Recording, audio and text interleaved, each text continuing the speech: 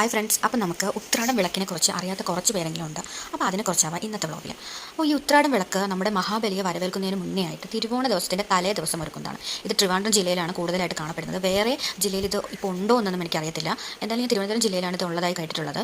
അപ്പോൾ സന്ധ്യയ്ക്ക് തന്നെ നമ്മൾ ഉത്രാടത്തിന് ഒരു വാഴയിലയിൽ വിളക്കൊരുക്കും. അപ്പോൾ സാധാരണയായി നമ്മൾ സന്ധ്യയ്ക്ക് കത്തിക്കുന്ന വിളക്കിനേക്കാളും വിപുലമായ രീതിയിലാണ് ഈ ഉത്രാട വിളക്ക് കത്തിക്കുന്നത്. ശരിക്ക് പൂക്കളൊക്കെ അലങ്കരിച്ചിട്ടാണ് ഈ വിളക്ക് കത്തിക്കുന്നത്. അതിൻ്റെ കൂടെ തന്നെ കരിക്ക്, പഴം എന്നിവയും കൂടി നേദിക്കും. അപ്പോൾ എൻ്റെ നാട്ടിലൊക്കെ ഓണത്തിന് അത്തമിടാനുള്ള പൂക്കൾ തലേ ദിവസം തന്നെ എടുത്തു വെച്ചിരിക്കും. പിന്നെ നമ്മൾ സന്ധ്യ കഴിഞ്ഞിട്ട് ഒരു പൂക്കളും പറിക്കുന്നതല്ല. നമ്മുടെ പുതിയ തലമുറയ്ക്ക് ഇതൊരു പുതിയൊരു കാഴ്ചയായിരിക്കും. എൻ്റെ മകൻ ഉൾപ്പെടെ ഇത് അറിയണമെന്നില്ല. അപ്പോൾ പലരും പല രീതിയിലാണ് വിളക്കൊരുക്കുന്നത്. അപ്പോൾ ഇത് എൻ്റെ വീട്ടിലൊരുക്കിയ ഉത്രാട വിളക്കാണ്. ശരിക്കും പൂക്കൾ കെട്ടിയാണ് വിളക്കൊരുക്കുന്നത്. പലരും പല രീതിയിലൊരുക്കും. പ്ലാസ്റ്റിക് പൂ വെച്ച് ഉത്രാട വിളക്ക് അലങ്കരിക്കുന്നവരുണ്ട്.